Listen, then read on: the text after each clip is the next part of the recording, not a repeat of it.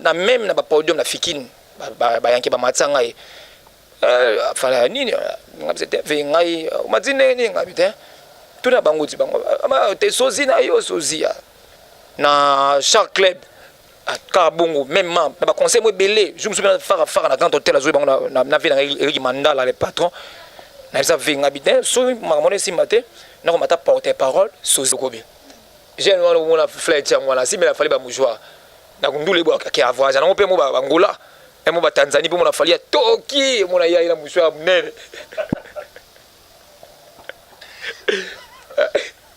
apesi on va faire la boire flight tiens voilà ndimi wa aujourd'hui mo mettre danger kana boulot non ça boulot so pourquoi ngana kana nga yote mais ngana kutana leader yo vima no waso ni ya singana ko yana zo cop na sala ngaba simela fali ba mouchoir te wona za cop na yo boulot no yango no simela fali besueme yo tindo tourna série à Kofi Central wana aux on aura $300 ouais na aura 300 nota o fiston ma vinga c'est ba ya obenga yo abenga yo pe jamais tile lokutu nanzia kuso kutani kutu mo président mo na oyela osuka mo président sanga wona na lokote na la te petit na dikam na mbongo te donc comment moi difficile ba bosa ni nyonso bola mutu donc ingratitude condamnable film bimi o te ki filmer ko baki kana obenga bino bobenga te ozana dès les jours au coup avant on limité pour ani no lega mutu ke baninga o nga lela donc. Mesdames et messieurs, très chers amis téléspectateurs, vous tous qui nous suivez de partout, bienvenue sur nos antennes, bienvenue à travers cette émission Star à découverte. Aujourd'hui, nous avons une star sur nos murs, lui c'est Orlin Dicap, hein, un artiste qui a marqué son époque. C'est avec lui qu'on va vraiment faire une très belle émission pour vous, très chers amis téléspectateurs qui nous suivent de partout. Mais avant tout, je dirais d'abord un grand merci à Bruno Lubika, l'argent propre, bien des bonnes choses à Domingas, Lumière, Jaena. Aujourd'hui, je suis en espoir d'aujourd'hui avec Marlène Pembele, André de France, qui nous sont en ce net moment. Un grand merci à vous. Un grand merci à Papa André Ngambou Zola, André de l'Angleterre, qui nous sont en ce net moment, ainsi que Maman Grâce Ngambou Zola. Donc, on est ensemble avec toute la famille. Lui, c'est une star. Il a eu à marquer son temps. Pourquoi le silence des morts? Pourquoi ces grandes absences? Alors aujourd'hui, nous sommes avec lui. Lui, c'est Orlin Dicap. Il va nous expliquer concernant son parcours. Très cher ami téléspectateur, car on est David Sibino que nous avons une star sur nos murs, une star à découverte à travers cette émission Star à découverte. Il est avec nous, lui c'est Orlin Dicap. Il a eu à marquer son époque, à celle moment belé, mais après un temps, suspense et Kotaki, silence des morts, Orlin Dicap, en dehors de ses sous-positions, après Kofi Central, hein, dans Soziamo Maye, Joa Marol, il y a Fali Poupa. Quand on a vraiment trop là pour na binoba na poto trop là pour na plaisir il y a Domingas Lumière Jaena cri de mer Papa André Ngambozo là on est de l'Angleterre au Talabiso bana poto Orlin Dicap yeyo. Bonjour Orlin Dicap. Bonjour l'impérateur de la prince Roland Lukobi. Donc est un film quoi. Bonne santé Orlin. Torcos. Orlin Dicap batu tout à la biso premièrement à travers cette émission où ils a star à découverte na kozana posa en 2 mots. Ou s'est présenté bateau Baotalayo, Baye Badjake, Nanyozani. Ouais, moi je réponds au nom de Orlin Dicap, les sous valables de Fali Poupa Dicap, la merveille, elle est Rey Mago, elle est capo, elle est professeur. Donc, Orlin Dicap quoi. Donc, on appelle comme donc Orlin Dicap, ils ont ressemblance, il a Fali Poupa, mais mon propre nom c'est Orlin. Orlin Dicap. Au bandi art wapi et puis peut-être sur moi les solo il y a ba début na ba commencement na yo avant to kota na marambutu au saladja. Bon nga na bandi art nazano mannequin nazali mannequin na no défilé ba défilé de mode quoi na sala concours mobo et Star X où ils aki so mutabimi premier akemi kili mais l'homme propose Dieu dispose donc na bimara deuxième ba to ba Star X et il y a grand prêtre Denis Lessi. Donc, Nabimara deuxième, premier dans les Stéphane Chicho, en direct à Belgique, na PC Mbote. Ngai moi très cas j'ai na 4 soins dans ma belé bato agrégateur fort route. On l'a bimité ndenge bon. Na yo longwana, na comme pour défiler pas et pas de Chris business na Kitambo. Na longé pas de Chris, na pas Gabi Amundala, la collection donc Gabi Amundala, grand prêtre. Et après en 2013-14, pas Mama Biomba, l'agence de la publicité pas Mama Biomba, to signé na Mama Biomba contrat il y a 2 ans na travailler na Mama Biomba après Biomba to sala émission na biso B1 show na Dauphin Mbula Matali tant grand prêtre Neva Longwe na B1 ce que c'est qui to ba remplacer wana na B1 show donc bengaka Dauphin to na minso to ka biso mbale on to tourner ba 100% black mais ba benga Dauphin abi mais Orlin tout banane ni ngabi non nazana ba collègue misusu ya bazali na benga papa alage na benga masa na nga weka sosia weka wa sala na clip na faire ya Vejalou na bengié to banaka biso 3 personnes donc Dauphin ngai papa alage 4 pardon ngai Dauphin papa alage na sosia weka nde to banaka B1 show après venanga fisto mafinga ça donc check big up ayo benganga to beta Kofi Central net na filmé donc après Kofi Central donc na za mo bule mumo ekotaka na divo ya ngamoko na kutana pe na nzela mo ya mabe quoi surtout baso to lingaka mikolo donc base ba mpoka pe bazali quoi ba otso ba kilo mo ba nzoto donc pour yango te mamo carré vanda nalika sune na télévision te nalika sune na émission te donc eloko ça là qui na limona nani bato moko ba on lève vraiment yo bela carrière au vandi boy mais ba kilo mo na ngina ngo donc yo bikaka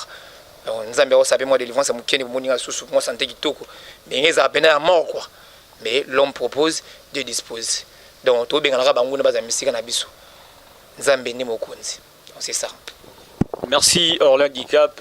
Nassur Bateau, Batali Bisso, comprendre, moi idée concernant parcours nayo, concernant debit nayo. Alors tout bétana nous, les solo moi mouké, il y a Star X.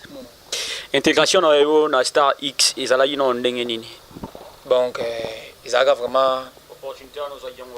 Ils allaient qui bon, on a vendu on a parlé, donc au défilé ka bajen talent. Masa nga mo boye Yannick na bité so we ba Yannick tando binga Orlin. Rekite mamwel de na Zondo TV denile si so bimi mannequin donc indaka casting wana plus de 3000 mannequins 3000 mannequins je vous dis so talaka na 3000 mannequins ba kaka premier na deuxième ya mibal ba la première na deuxième ya ba fille so bino boye 3000 mannequins na kata na wana na mili mode na mbanza avenue mbanzango na bandal wana na ba masa nga biso ko to na changu to za ata ba 20 mannequins ya changu ko to kenda kuna so chaque jour ba kataka 10 mannequins 10 par jour boya chaque jour ba kataka 10 mannequins ya ko tombe to ko tikala 100 na côté na biso na changu na sala kanga moko ba masa tu ba yaniki nyonso ba pitié bango tout par terre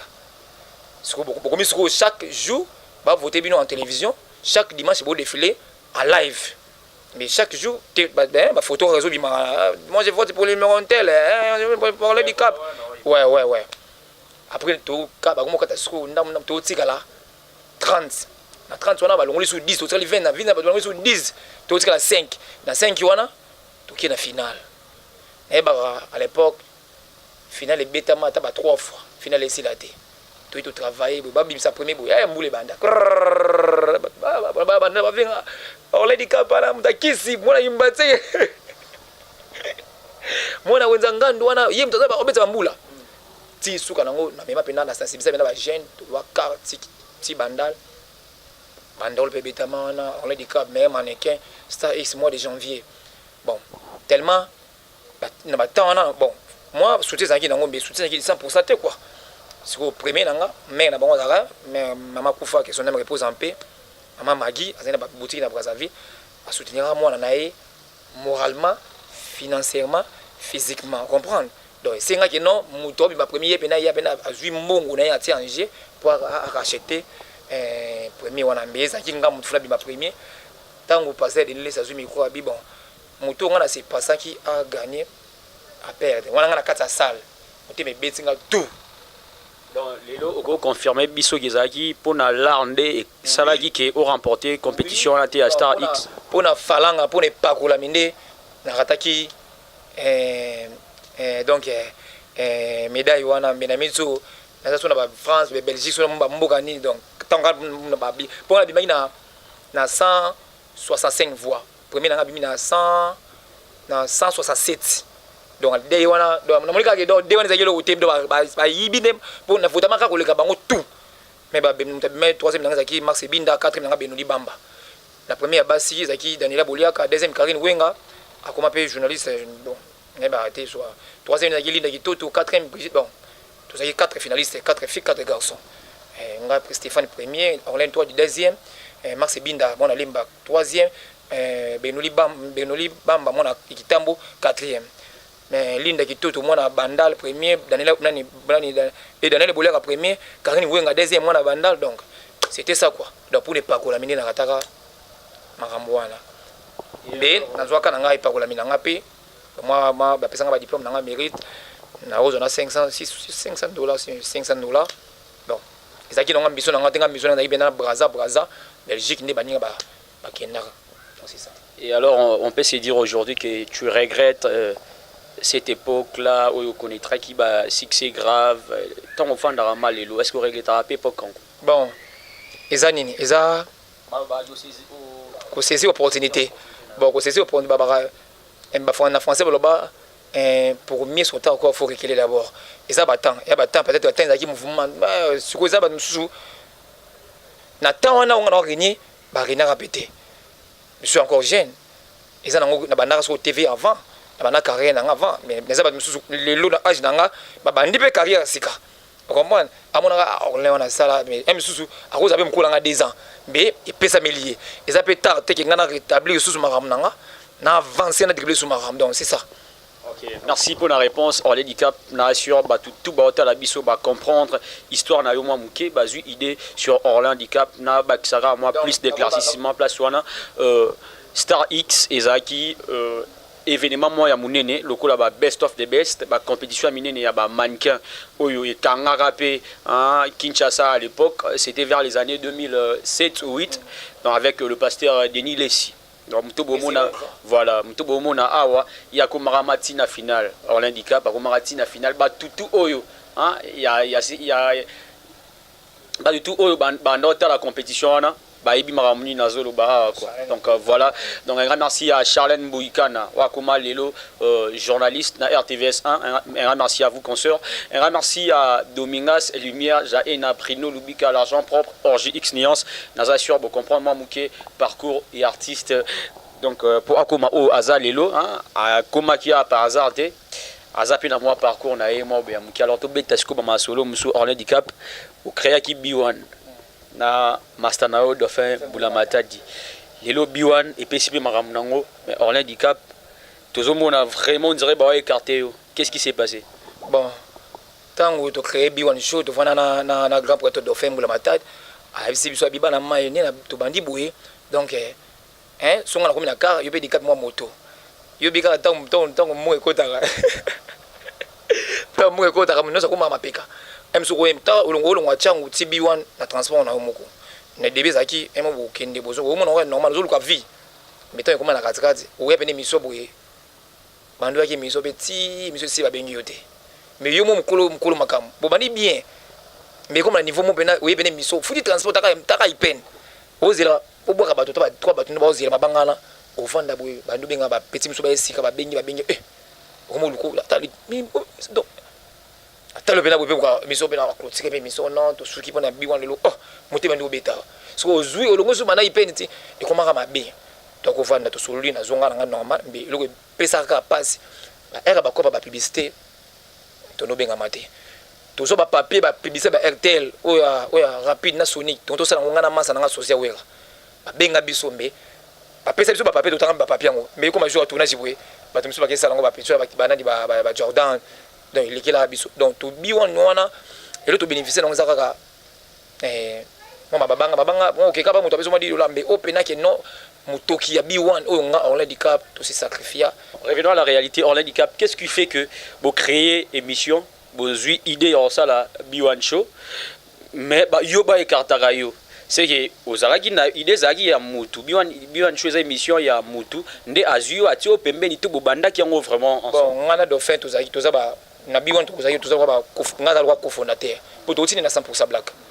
tout ça bagaga ba mama nanga tout ça non eza bord na yende baloba mama linga la idée na ye conception na ye ça l'émission na ye pour président abendi nde yo pembeni to bino mbale boaki ba président na pour ça beaucoup plus d'éclaircissement na batu ba ta kiso ba comprendre nga ye président bi wanté abenga mutama ezaki nango ya dauphin abendi yo abenga dauphin ton eva longwe ndi dauphin to ya kiwana bana mai abi temana na mutu nanga to zane 100% black ndi akobenga nga donc to ke to bana bi wan show donc lelo confirmer biso ke ezali nango bord à dauphin oh mais ye za leader leader ndi babengaka ye ponga mutu ma ebinga te bato bayebe déjà dauphin a sexualisé tout ça tout le cadavre la kin 24 ba gang na biso hein et moi dauphin pas on imide ba dauphin ba c'est kala déjà na gida moi makambu na ye biso biwande mtoko fongole ba makambu ya ko fongola biso pe makambu mbe biso ka spiritualité na makambu so mike pe na cesse moi dans le bango te za nini de to fani boyeme to zela ya nzambe za makasi plus koleka donc ça n'a rien à voir na makambu mike oh magie oh na koma boy on a sala boy oh boy donc par là on a dit que polingo lo ba nini message nini ngo lancé par là message ndenge ozobaki magie nini c'est que bino kuna ya des fois te moto na mais il n'y a pas de succès sans sacrifice même bato nyonso mona o to babima lelo même o mama mais on ateka makala o ateka makala makasi sola ni ça moi c'est loketo ezali o mais on a ça la mikate bato sola ni sou mona mo bon moi anteke hein on comprend mutako sauté na vie lelo difficulté comme makasi baya ebele ba mo ça ba belé nga na kutana babli wane belé na ko ba na TVT ba kutana so na bien pela non ko pela non avant mais nga moko comprendre donc faut que ça na entourage ya malam même yo même nous ça be miso boy ça ba miso boy aba les petits quand émission ko linga be moi si mo voyez ya ma bépé ba tinolo na dem na ténèbres ay pas si so ba makambo miso za na nzambe uzana na nzambe to za na nzambe to za na kisa makasi po ile kwa niko kate mais soka abatindelo mwasi na ya ninga mabebe mwasi uyo mona yana wi biso batindelo so baza mabebe tizo mwasi mabeza ba numéro 1 za ba koza ba basi na biso to linga comprendre osati ki moi c'est un diable mais oza ovaneka azo fungi azo bomisa o miyo zovana na mutu wana mais lelo bango mo mokima biso c'est que nzambe mo aza abike no mutu fa lunga musika no po osa sortir en avant donc to ba lungu o mona ke makambo ya mike ozonga mo muke on les moi beauté ngala to beba banini mais on les moi be moi suis taille bonnet na film comprendre donc nzambe ne makambo ngali wana bisombe to kufa lelo te bango ne ba place ba ke ba kufa ba miso ba koma ba aveugle donc c'est ça. Merci Orlandi Cap nayoki histoire et ça linga vraiment moi pas si moukier mais courage et puis force nayo donc bah tout beau la biso bino beau comprendre tout cela vraiment concernant parcours il y a mutu tozane sur le plateau beti moi liso na ndenge nya bandaki et puis ndenge ni babylone ni o ya salidja na carrière na alors lui c'est un sosie de Fally Ipupa. Il y a eu aussi un moment tandis mona il y a ba podium il y a Fally Ipupa na ba concert Fally Ipupa ndo maitsayo qu'est-ce qui fait que okutana Fally Ipupa ndo maitsayo na ba podium lelo on dirait vous en rappelez en contact toujours. Ouais, merci Laura Lukobi, l'impérateur de la presse et jeune journaliste. Donc Fally Ipupa big up à passant aux États-Unis donc soit la nanga vende bon habité ka ba là ba 600 ouais donc ndi sala bongo quoi kutu ingande kutu ba bi wana na tedo yo fozali na sim na pembeni quoi ndi to mona ba flight chango ndi to mona be di ba diata na pesa ve ba na vive na même na ba podium na fikini ba yanke ba matsanga e fala nini ngabete ve ngai mazine ni ngabete tuna banguti bango ama te sozi na yo sozia ve na besoin za la pembeni na na imagate ko bina makazi kwa yo te na binaka mais na besoin za la pembeni na yo na ba activité nyonso no sala même avant yo ibimanga na mo be quoi non ben on soit numéro rien na chaque club car bongo même na ba conseil mo belé je me souviens faire na grand hôtel azo bango na vie na Eric Mandala le patron na ça vinga bitin so makamone si matin na ko mata porter parole sozi de bango na mutu mo lo bela yo menelongi na moi ressemblance na yo ça ba innovation porter parole sozi wana oyebisa na Fally Ipupa yemo grand prêtre Mobutu oh ça va bon total bon bana kinati ba to ko se bimi ti contrôle bimi bon notre bana power droit chemin Arsenal to nokutana po to no kutana mais banaka toko na contrôle oyo si ba voyage États-Unis pe na ebité ndaza ni mo ebiki no online bo ya no benga bena na ba conseil so to sana ka basini bo ba na matili ko donc il y a remis sa message non parce que ça mutu moi il fallait calendrier ça vraiment yo ebikara et hermon pe websilo na public ako qui n'est pas bosani mais tant que oye na parlé moi rappelle ako ba te djimo na pesa rendez-vous boy donc apé sur makambo parce que yo est-ce que ça là vraiment ba démarche on a tout donc merci l'opérateur Rola Lukobi dans na kenda 2 fois la répétition à côté talaka bureau wana ba mona neti nenga na ye sosia fali ndie fali o ça soko memanga ndie na paradis so pendeni donc ba no kalenga na porte mais na ba conseil quand de côté la conseil so aibisinga yakana répétition no yabu dans nos temps côté na répétition souvent à 3 reprises on a yabu na répétition na côté donc bureau nende baza ba linga ki tenga na kota na lifa donc c'est ça batu tout ya bureau to quelques-uns car batu ni ya bureau bando sona bango bando lingate yokuta na fali oza na contact direct na fali popa yimo si mudo Alain Nzambe asa ko so moninga lo banga long yo mona question yo bula yo fali donc esprit mabe déjà on comprend donc esprit mabe déjà yo bula yo nan yo fali je me souviens conseil bo na ya bo akalanga na boya na kota mais batu ba ko tsanga na population na voix batu bureau na ngani mutu to no betani 4000 kande 50 mètres 50 donc au bala mbinga mètre 50 donc c'est si liba o ba di ba de to flet chango piko petana donc yenda za tamo na fali bongo amon so yo pemi o so na fali ni so ngo botu la poste no rien congolais mutema mabe flet chango mais sur ta lelo comprendre atoko mina la o daïga atoko pemi na fali o kufaka mais faut couper ça baninga be opportunité ya ko za pemi na leader et que ne bino za pemi na leader bo sima soutenir nzambe non ezaka relation de ufana pe wana simbela fali ba mouchoir so fali toki opezi fali apa musa donc c'est ça non eza bongo boka si fali cha sala ni boloni aka ngo ba fali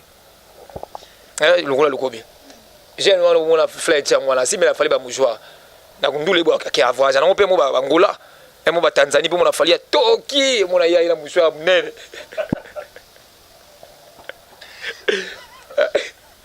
apesi obe fala boke flight chang wana ndimi wa ozuro be mo me danger kana boulot no so boulot so pourquoi ngana kanela nga yote me ngana kutana leader yo vima no waso ni ya sengana ko na zo cop na sala ngaba simela fali ba mouchoir te wana za cop na yo boulot no ngono simela fali besueme comprendre so ngai no yana boulot nga mususu comprendre l'impérateur donc congolais tout le monde l'esprit ya mutema mabe to moninga ye aye luka musala yoko bateke non ndenge ya yebo non peut-être même sungani na ye na ba sa innovation mususu peut-être oyo zaki na ngote yo kwa pino zaki ono zaki fali so atoki mukia bengi fly oyena mushwa ba pesi uzongi na coin yango pe bokola balifanto na yo yango bokola ba famille na yo kwa pino kaka osimela fali ba sweme mais botika esprit mabe wana yaki to wote les propos de l'invité ça n'engage qui est l'invité donc voilà on handicap tant au kenda yibongo de Otoloba qui va bloquer yo etc voilà et tout ce qu'on a part na yo moko hein parce que fallait habiter rapide ba concert ba te belé bazali ba vedi badiata est-ce que lukai ba vedi badiata ba soule ka ou ka tout wana moluke na sima ya concert ba mo benga na penga na pétion bo benebité so benga na sima sentiment ba toi ne bonne population ba monyo ko kana fali ba bengi ba flatter après le bilan lundi face encore même sur ça sentiment petit yaka lobiko o ya lobi ngo me longue soir o benga téléphone bande bando soni ko kotina même na répondeur est-ce que mutuni ya kokana mutu wa ni masa effort leader makasi ko fali bon taka ganda ka fali na mitu na actualité ngape na sozini na oza ben actualité makasi donc si je comprends bien hors handicap soki lelo oza prêt à fali pour pâter aux ans na équipe a fallu pour pâter étant que porte-parole et ça grâce à ba bureau na ende basala ke yo na poussa na pemé na été poussa pemé na fallu pour pâter ba bureau na ba no lingate taka leader za ta yo yamba ote leader za makamne mususu soki les loyo za pemé na fallu pour pâter et ça ke ba bureau ya fallu bande ba tsaki diabo ba finir le bouton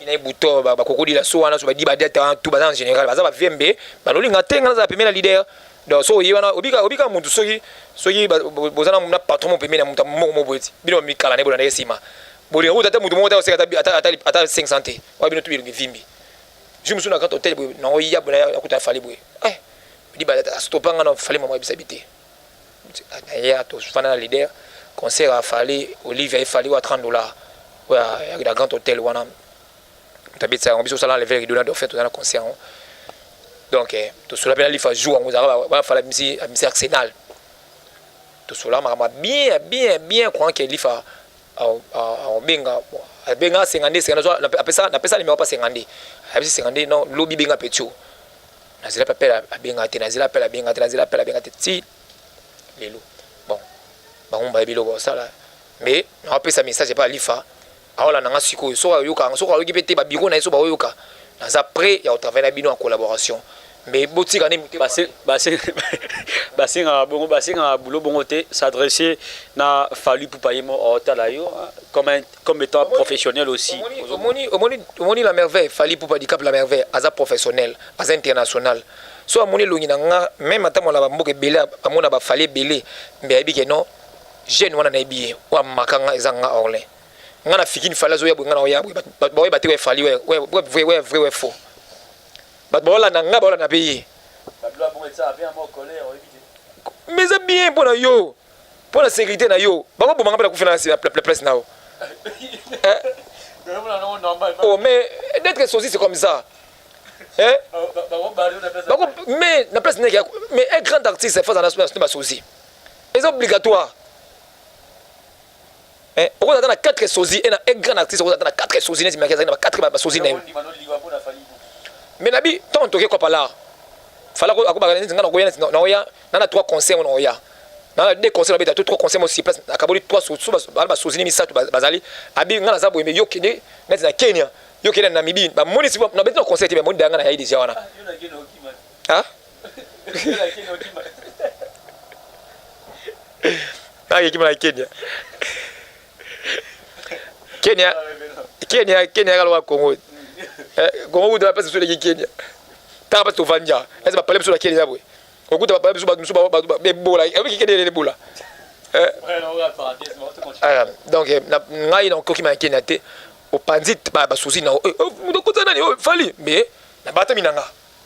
ti ya kanga na bata ba bi Fally ba retourner dans la salle ba foutu ba l'art la sourd on peut fallait que non te Fally na ka zibo so ko bien te conseil à rapporter mais ba to mona les ba kanga déjà vous comprenez donc trop peu de vigilance d'être saucisse comme ça tu vois donc tant na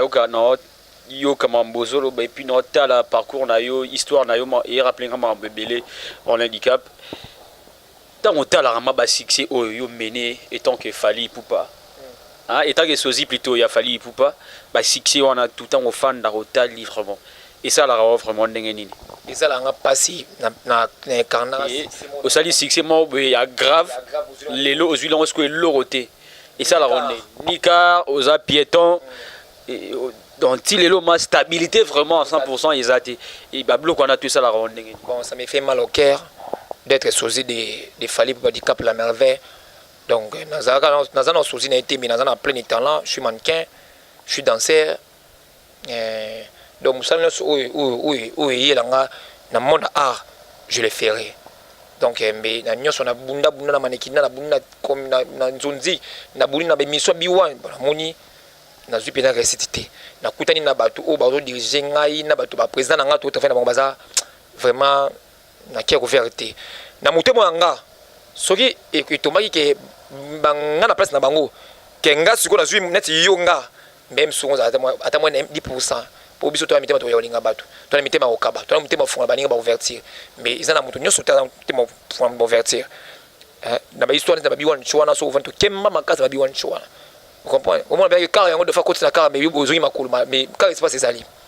comprendre mais ngala biloko wana vie na animation nzama pa moninga jour na mona mutu souffrir na misu nanga jamais ndi to bunde ke simbité bon nan to kasi bien mabe basi plutôt na koto to fi basa ba conseil malamu batazaki vete ndi sala ki réussite yanga mais nzamba bombela ngala malamu ya kitoko ta to cette émission ça l'émission kalambe le tout ça de cette émission donc c'est qui m'a besoin fond voilà on l'handicap sans plus tarder ba bureau ya Fally Ipupa tel que ba Souleyman bah Venabiso Prince Yaweli en des États-Unis, bah faire gagner la merveille, bah Feli Tyson, y compris l'artiste musicien Fali Poupa Imo. Bah autant l'émission au message Ngoza Nini na Fali Poupa, s'il faudra lancer un message à Fali Poupa, quel sera votre message? Dans l'ancien message, c'est pas V, on a vu dans un grand prix de Fali Poupa, du Cap la merveille, Toka, Bilo, le Théadore, les Clark, les Bichinch, les Benezimo, les King, Mobutu, roi. Donc, talaka na ngape petit na yo. Kosunga mutu zaka te ke kozwa mutu za pemi non non. Même na musika ko no ide biso na biloko to sala. Donc tant ba moninga ba moninga maoyo. Tant na leki ba musubu na leka kana ko leka na 24 komi ba benga komono fali. Dikab elo bela ba benga ngate ba benga moyo. Ezo mais maman grandeur na yo likolo. Zomona. S'adresser ce qu'on a Fali Poupa message na yo vraiment na Fali Poupa igoza la nini. Ya on zo bati. Donc Fali Poupa osenga nini elo ni osenga na minute. Na sengi ye boye. Au petit na ye abenganga na za mpanzi na ye. Soki mpanzi na ye tant que nani? En tant que porte-parole. Soki dans un porte-parole te mais dans la temps na quatre équipes pour les bifala net ba flight on a aussi la Fali ba so aimé wana. Ye ba na quatre équipes, ye za mi sete, mais za na quatre bureau. Vous comprenez? Na ko za pe msu na za première msu na za so soki Fali ke di ezuma pousser na yimangu so so mais to amona kanga mais bureau Fali et ça ngabe grand. Na niveau Fali so na za na sa responsable et ça ngabe grand. Vous comprenez? Nani? Ah, wana za petit dans un problème ndeni. Il est en train de les couleurs, il y a autant de handicap, la mer, on a handicap. On a pensé Fali d'amboter, il y a déjà, oui, genou, linga, perte. Donc, le concept sur la ligne, bon, bazana basini, moninga, basini, kimi, la ninga. Plusieurs fois. Au moment. Donc, ve, vous avez un busso, vous avez tout, nous sommes sur un DJ Virus, nous sommes sur un Robino Mundibu, nous sommes sur un busso, comment mon bouton là, t'as remarqué si mingité. Nous sommes sur un bolingo, linga, tu mingo, kabaramakazi. Donc talabiso tala sosino kala ya tongo on handicap donc et pitié mon lobango donc big up. Voilà, je crois que le message est commis. Fali Poupa na babiro na ba otala ba oyeba ndenge nini ba osala pona kana yo. Alors ndena oteka ko ba le début de cette émission, les propos de l'invité, ça n'engage que l'invité et non le présentateur. Donc voilà, j'en profite de l'occasion à dire un grand merci à Domingas Lumière Jaé Nakri de Mer. Je rappelle une fois de plus, je suis bel et bien habillé, hein, donc avec Espoir d'aujourd'hui, avec Marlène Pembele, Espoir d'aujourd'hui. Ouais. Donc on est vraiment ensemble avec vous, mais sans oublier, je suis Cri de Mer avec Domingas Lumière, Jaéna Cri de Mer, la maman d'Anaël Joyce, donc tout le monde deux fois, mère doublée, donc c'est pas pareil quoi. Donc un grand merci à célèbre Ino, grand frère, bien des bonnes choses à Dadoupa et Grande des États-Unis. Prince Yaweli, Eric Mandala, docteur des ignorants. Eric Mandala, les boss Eric Mandala, ceux qui ont biso ben les patrons, ils ont mon Kali, biso so ban Kali avait. Donc ko ça na nini mabelema mais Eric Mandala les patrons. Donc Eric Mandala les patrons, univers groupe. Donc sozi a fali yo to kabarabi kabakaba. Donc ko benga peka limona président pas kolinga bango lobi na téléminute na film bandimité. Donc Eric Mandala les patrons les boss tout le monde somba tala ka artiste no ya chango moi espace moi 40 minutes ba petit so ba carrière vanda na ba quartier ba aussi loté zonga na source mabelema mais Eric Mandala les patrons les boss mobali ya Marlène Piron Maria Piron Mandala donc meilleur couple de l'année Eric Mandala. Voilà, un grand merci à l'honorable, les jeunes du Parlement. Lui, c'est Gaël Mboussa, l'honorable. Gaël Mboussa, donc un grand merci à vous. Un grand merci à Orji X Nyon, Sandra de Londres qui nous sont en ce moment. Un grand merci à Papa André Ngambou Zola et Maman Grace Ngambou Zola, Fondation Planète Béré. Hein? Bien des bonnes choses à Zander, Mamati, Rit, Mbunga, Divine, Mbunga. Donc on est vraiment ensemble avec toute la famille. Donc un grand merci à tout le monde qui nous suit de partout. Bien des bonnes choses à Nibele Tonnerre Moweni, donc Ben Moweni. Ah, lui, il ne tombera jamais. Un grand merci à Stani Mimimbi. Donc Stani Mimimbi, Ben Moweni. Donc, Ben Moweni. Ouais, les boss. Les boss Ben Moweni. Voilà. Donc les patrons. Alors, hors handicap, je rappelle que hormis Babilo Auto Beta Awa, cause à la sosie, cause à la mannequin, hors handicap, on joue un grand rôle dans la série Moya Mounene où est la map monde entier, Kofi Central. COP wana eyarana ndenge nini contact wana ozwa ndenge nini pour aussi retrouver parmi ba grand star ya cinéma ya mboka Congo soit oyenga ba comédien. Ouais. COP on est à travers Dauphin, ça benga Dauphin Boulamatad, a bengi Dauphin a pesi c'est numéro dans téléphone, dit c'est à Kablanga quoi. Donc na vous avez si pris dans mon appel à Fiston ma finga ça. Donc na kata yego 2 fois. Donc après na ozwangai absingana yana louer express mon niveau ya na valeur au KTSS ça téléphone 2 fois. Ino ndeni Kasi abenga tsalo. Allo petit yo ya show ekitamu ngabisa wana benga na show ekitamu na ibiete wana. Oh le président ngabina tuna kati to le boso. Abenga su. Yo na benga ngabina obenga yo na lwenge boyo nani. Taka ngabila téléphone président ba benga mutu polima. Après on a compris qu'il y a Fiston ma finga na ebiseye mama bien. Ndabisanga na Louis Express na okene tikuna ndeta okuta na biso so ba star tout ba modero ba sudi ta maniata ba miracle ba somono ko bilali donc ba mona ba lela qui ont net na film donc ba bi opena yem to carnet pena nini fali kitoko po apa wana ba lukano ba keke ba fali musu bazali pe quoi mais ba mona ki donc au Gafu Orlin donc faut Orlin donc Orlin ndi ba ko benganga na ki wana tout donc au tourner Kofi Central donc série wana Kofi Central et Baksa nini na carrière na qu'est-ce que tu as gagné? Bon on a gagné car na Kofi Central à part moi pesa $300 wana fola wana donc à part wana le musu la gagné akite donc yo tinde au tournage série à Kofi Central wana aux on aura $300 ouais là aura 300 nota 300 balles écoute les amis le route na carrière succès à la carrière film déjà à Kofi Central bon donc tango ya ki ba bengi yo bosololi boyokaneka ki ba opesa $300 et sili ou soit 300 wana ba simbisa ki yo après tant ba lancer film nde ozwa quelque chose to ndenge expliquer biso moi muke place wana batangi papier ti ba bisinga bino yesese bisinga bino moni ko fula manono to fulu yango mbe to peso 300 balles 300 balles wana après film so bandi oleka so ni oteka ba CD ngamo na ko benga bino quoi pas tant peso da 300 na moni ki da 300 moni ki non ça va déjà abi na benga bino na pesa ndeza la nde na sala ki tunaki tant na mona film ngo komina 600 ngapo bato mo tuna banzela yo ba peso combien le kwana na biseki za grand mais na comprendre que non ça y atliser ce qu'on ngai apesi bato mususu ba opportunité ne ba peso ba diane menga tizenga comme fali na zarano pe na manager okino négocier marché wana sans manager ngai moko ga ndege bongo nde ngo ba profitaki ba kosanga baleka donc c'était ça mais soko benga o Fiston mavinga sese ya ba ya obenga yo abenga yo pe jamais tile lokutu nanzela kuso okutani kutu mo président mo na oye na osuka mo président sanga wona na lokote na la te la petite na dikam na mbongo te donc comment moi difficile ba bosani nyonso bola mutu donc ingratitude condamnable c'est grand oui bango tu vas bien grand pour un grand donc yo pesi te na petite na tient c'est bango ne sauter na tient ingratitude papa na pourquoi film bimi o te ki filmer o ba ki na benga bino bo benga te ozana pesa réponse yo pe o benga bon tant que tu bengi mutu 2 fois 3 fois allô président boni nani on di cap na benga yo akati allô nani on di cap na benga yo akati allô et sonné mo na lali rappelez après comme le wa kosa leka taka eza mbongo sa mané wapi yo pe po bano ba fokala boke bo samba comme problème pour na na souci tout ça na mutu wa ça été de na nous la volonté na yimo ça là a volonté pe ça la peut-être lelo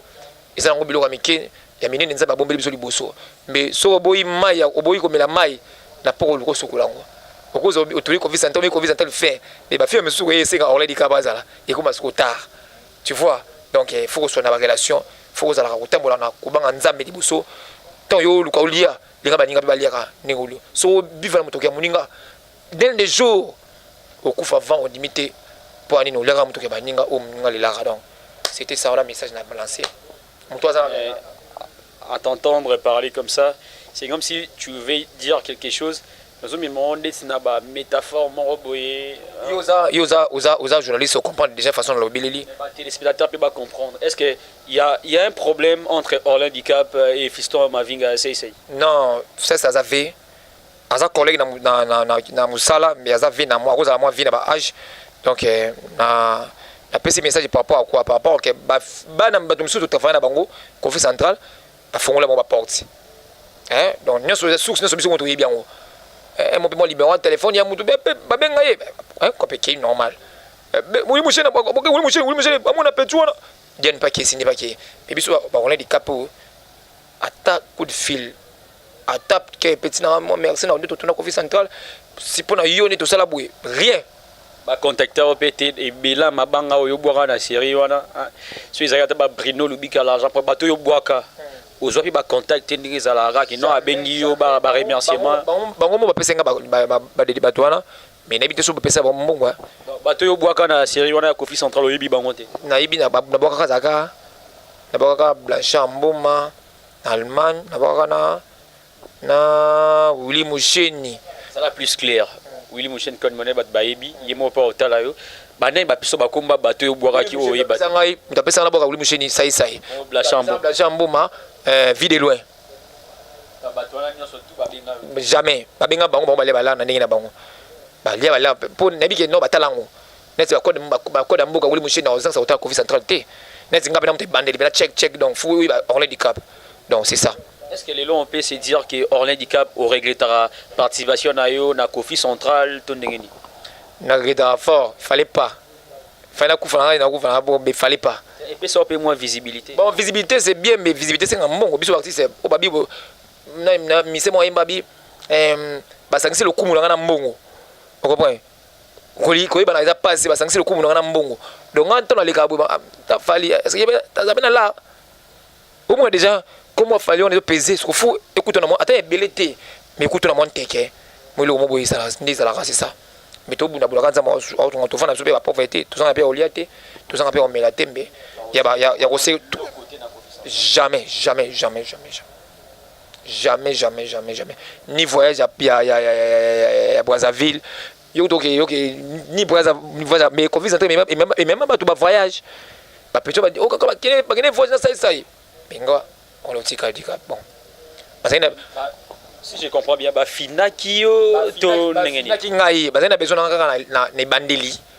ba bete ki ba ozape na besoin na nini ba finaki ba kope yaki ba to anobenga pona ngabe mo ba boya ki na yo ebende niki ba benga yo bango ba boya teke ba teke na kata Conflit Central banobisanga ndeti banani ba yibisa yo geno sini Diane aibisa nga ke no Orlin to toujours kope mo boya film senga ki yo ya mais to senga ki numéro pas président ça c'est après biso bi yo azali numéro na téléphone té to luka ki na ndenge nyonso mbe bali numéro té tema biso musika tanga ngape tchango koto ba mona biso ba tchango luka neti ba tambuka bon je ne sais pas là je ne sais pas yemoko bango moko ça bango yebi donc biso artiste tchango mona biso luka ba tomo to fana na mboka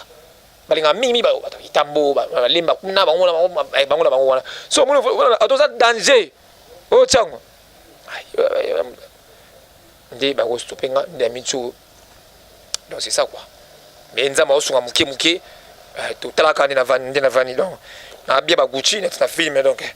là Orlin Handicap aujourd'hui s'il faudra bien se le dire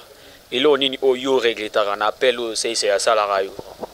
ouais on a retourné série à Conflit Central film o TKMP et TKP image na on a ndenge mo ya mukete siko le look na ko yo ka ko ba ke c'est un grand. Tu veux dire quoi par là? Il faut avoir beaucoup plus clair. Donc, Nabi, par rapport à ingratitude, par rapport à Tobo Tourné, il fallait suivre ça là. Suivre ça pas dans la rate. Pour nga benga de leader. Yo so na bengi ozo ya mangate o pesa information monter. Na c'est non on a c'est que vous avez besoin d'un rate. Donc, mettons vous avez besoin d'un rate, on le benga. Nous sommes arrivés à la fin de cette émission, mais avant tout d'éclore, je dirais un grand merci à celui qu'on appelle Bruno Lubika, l'argent propre. Un grand merci à Prince Yaweli, en des États-Unis, bien des bonnes choses. À Papa André Ngambu Zola, en de l'Angleterre, le cœur de Maman Grâce Ngambu, Fondation Planète Béré. Donc on est vraiment ensemble avec vous. Bien de bonnes choses à Domingas, Lumière, Jaé, Nacri de Mer. Orgie X Nuance, on est ensemble avec vous, on est ensemble avec Célèbre I, nos grands frères propres. Un grand merci à Dadou Paille Grande des États-Unis. Total respect à notre grand frère Gérard Mangongo. On est ensemble avec tout le monde qui nous ont suivis. On se donne rendez-vous la semaine prochaine pour un nouveau numéro. Alors s'il faudra souligner ou soit marteler quelque chose, les propos de l'invité, ça n'engage que l'invité et non le présentateur de l'émission. Abonnez-vous sur la chaîne qui vous informe de l'actualité. N'hésitez surtout pas de liker ma page Facebook, Roland Lukobi Info officiel, et pourquoi pas la page RDC, donc pour vous informer de l'actualité. On se donne rendez-vous la semaine prochaine pour un nouveau numéro.